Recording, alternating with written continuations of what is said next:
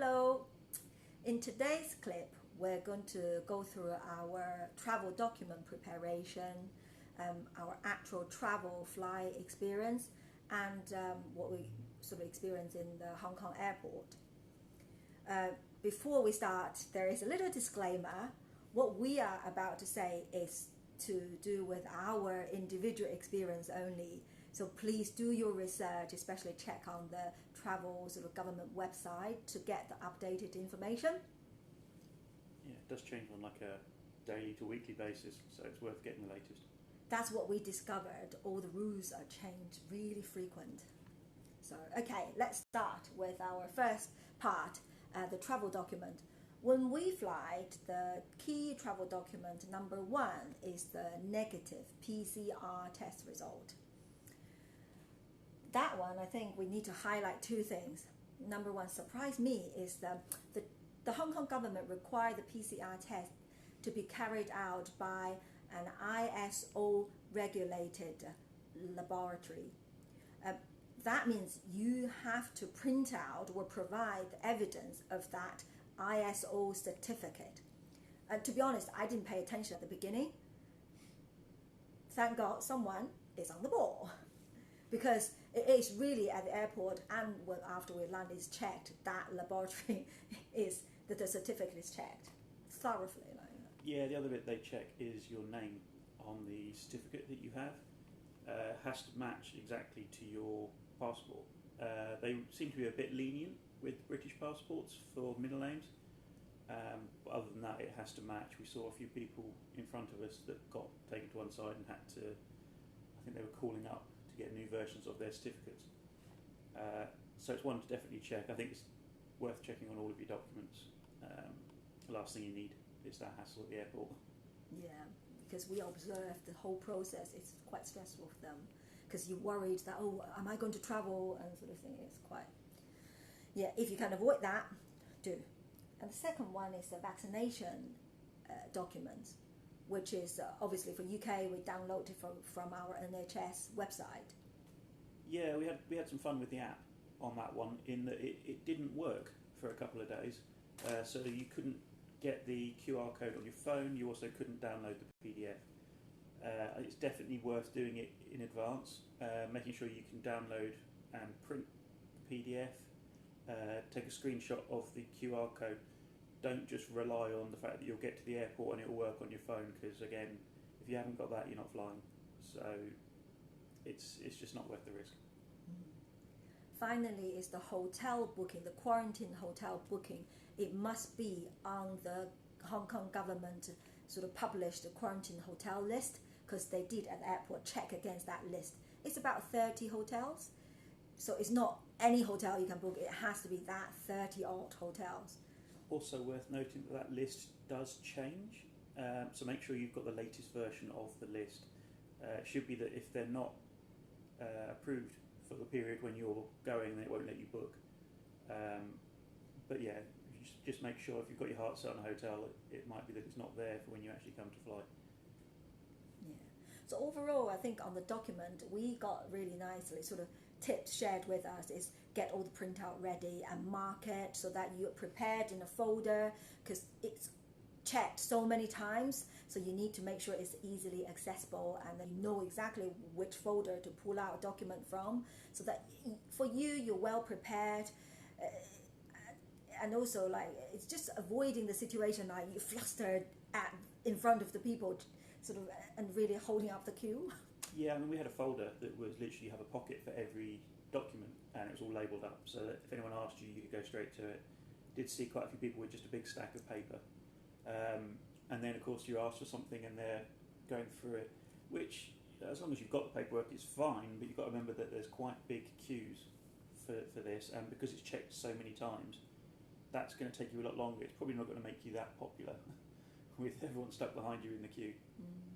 It's worth to mention that because BA, we fly with BA, and they send us notification to say, oh, arrive at the airport 5 hours in advance, and we're like, really? Like, but it did take quite a long time for the document to check. There's no there's no quick way through it.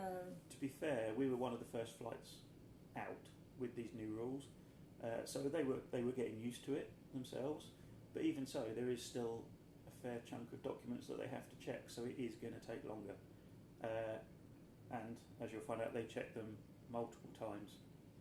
So it's not just one quick check and away you go. Mm-hmm. It literally is. We did a pre-airport check, so you have to upload your documents, and that comes back saying, yeah, that's fine. You get to the airport, you join the queue, there's someone coming along the queue who checks those same documents, and then when you actually go to check in, they check the same documents again. So that's 3 times already, and that's the shorter part of it. It is test of your patience. Like, just be prepared for it, because people, I think this ground staff are very sort of helpful. They don't want to do that if they can avoid it. However, they explain, it's needed, and then it's really important you know your document well so that you can point, because they are new as well. They're looking through where is the certificate number, so you point out, it's just there.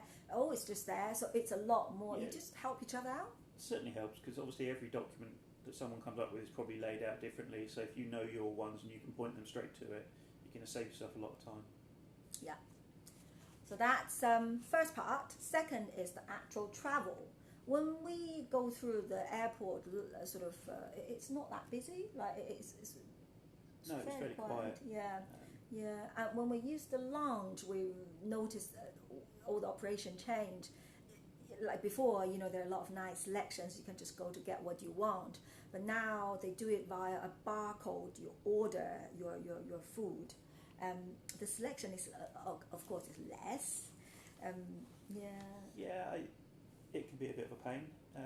Make sure your phone can read QR codes, because otherwise it's a lot more difficult. We also found when you ordered it did come fairly quickly. We had some drinks that didn't turn up for about half an hour, and they somehow got lost in the system. So I'd say if it doesn't turn up within sort of 10 minutes, 15 minutes, if it's really busy, just order again. Or just ask one of the staff. Yeah. But they're trying their best, and it is obviously a lot of extra work for them, because they're having to bring everything to your seat for you. Yeah, just overall prepare. There will be changes than your usual familiar sort of process, and really be patient. I mean, it's a test of patience, which I don't have much, but every day is school day. The second bit we noted is mask all the way. Literally from the second you walk through the airport doors, you have to have a mask on, and that is all the way then until you actually get into your quarantine hotel room. So non-stop. So prepare a few set of masks and test them beforehand whether it's comfortable. Yeah, we got caught out with some of the ones we had were these N95 special ones, but they were really uncomfortable, especially on the ears. They kind of scratch on your ears.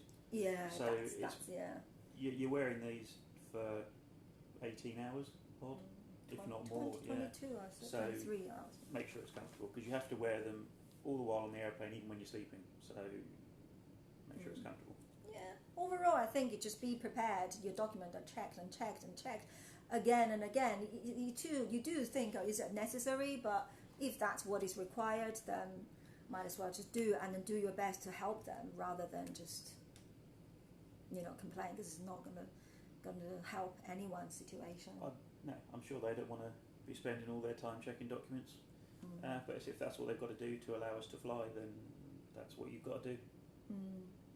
I think, that's the flight bit, and then we come to our sort of landing to Hong Kong airport.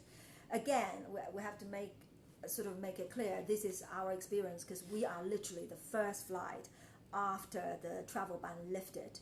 So, to be honest, there aren't that many people on the plane. Even though, even that, we sort of, the process was quite long. So I guess later on. Yeah, obviously, the more people that they get going through it, the longer it's going to take. So. But overall, my impression of the Hong Kong sort of airport experience is they are very efficient and sort of well organized. Yeah, it's very well thought out. The only thing I would say is our observation is it seems it's lacked of a sort of almost like a poster for the whole process, because we don't know what to expect, like what process we got to go through. So it would be helpful actually just to say, okay, you're going to do your test, get your document checked, and then get your result, and then sort of it's just a bit nice to know what's the process. Maybe not how long it takes because you don't really know, but at least I know what to expect. Yeah, I suppose the other bit is wear some comfortable shoes because there's a lot of walking involved. It's a massive airport. Yeah, they take you off to go on the train to a different terminal, which is all set up purely for this process. And then there's lots of following signs and walking. Lots of people pointing the right way, which is good, helps. Literally pointing. But yeah, there's a lot of steps you have to go through. Make sure you keep your documents easily accessible because they're going to get checked a lot. Pretty much every station that you stop at with people there, they're going to be checking one or other documents. So don't put them away in your luggage. Make it so you can keep hold of them. No. I think what we did, basically we landed and then you will sort of follow a long way. You go to a different side of terminal because that's the terminal. They do all of the checks. And then sort of you start with the sort of walk really long and then arrive to the test, the COVID test. They do the test again for you, isn't it? They do later, yeah. And when you first start walking through, you get given a lanyard, which, one of these ones, which has your own barcode on it. So don't lose that because everything is linked to this. So you get that first. Again, they check your documents. And then you walk along a bit further, they give you your testing kit. So you just get the bag with the kit in it for you to then carry on to the testing point, which is, again, another walk further up. You get there, they're very efficient. They'll scan you in and they'll scan the kit to make sure that it all links together. Then you go in and have a lovely swab test. We're starting to get used to them now, aren't we? It's not you do it yourself, they do it for you. They do it for you, these ones. Then you sit in a desk, then you will sort of walk along and then you get go another whole load of document checks. Literally again, all your quarantine hotel, vaccination, your PCR test, all over again. That all gets checked. And then they give you your compulsory quarantine form. Very important document. Yeah. So from that point onward, every point you are going through, they will look at your quarantine, compulsory quarantine form. Don't lose it and don't put it away because you just hold it. And then the lanyard, they will check again. And the lanyard, they obviously scan everything against that. You'll then get to your final set of document checks. Again, they go through all of your documents, comparing it to your compulsory quarantine form, just to make sure everything lines up. At that point, they take that quarantine form off you, which kind of threw us a little bit. I was like, no, my form! But they'll write on your lanyard, you then get a set of numbers written on there, which will be... In our case, it was 203, which was the area that you had to go to, waiting area, and you'll get given a table number, so like E1 or something like that. Basically, you each get an individual table that you have to go and sit at and wait. Basically, they do give you water, biscuits, sandwiches if you're lucky, then the person in front hasn't pinched them all. In our case, wow. Yeah.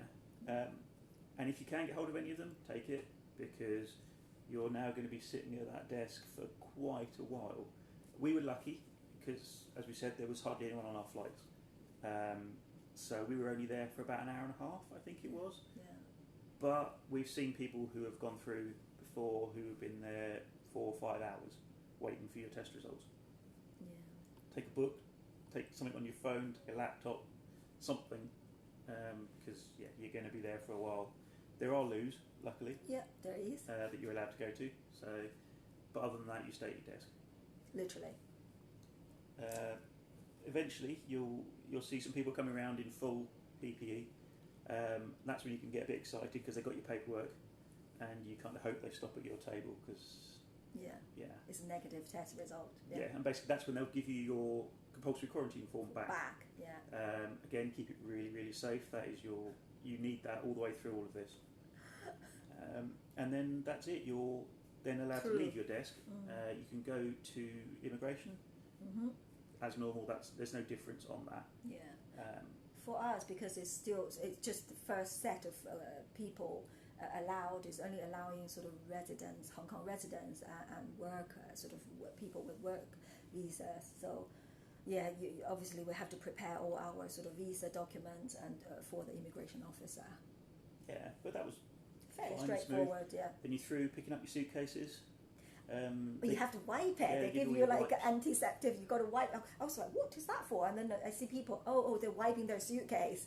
Yeah, so you do all of that, and then you walk through to the next hall, which is normally where you just go off wherever you were going if you were coming here normally. But now they'll guide you into various queues based on what hotel you're staying at. So you tell them that.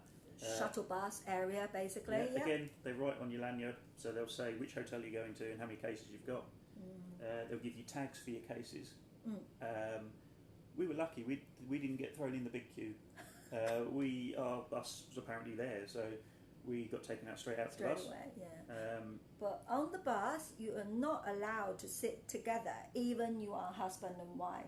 That threw me a little bit. Yeah, it's literally a set of seats per person, isn't it? Yeah. And then Off you go. Off you go. The driver and his helper are all again in PPE, so they're all set up.